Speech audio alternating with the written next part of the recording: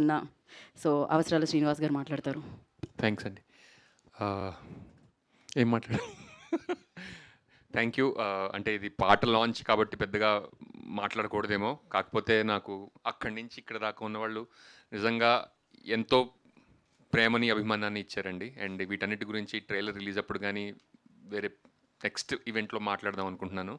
But thank you so much for having me here. And నన్ను ఈ సినిమాలో ఒక మంచి రోల్ ఇచ్చినందుకు చాలా హ్యాపీగా ఉంది. ఈ సినిమా ద్వారా ఒక కొత్త క్యారెక్టర్ని ఆవిష్కరించడానికి నాకు అవకాశం ఇచ్చారు. Thank you so much. And మిగతా విషయాలన్నీ ట్రైలర్ లాంచ్ కానీ ఎప్పుడన్నా మాట్లాడదాం.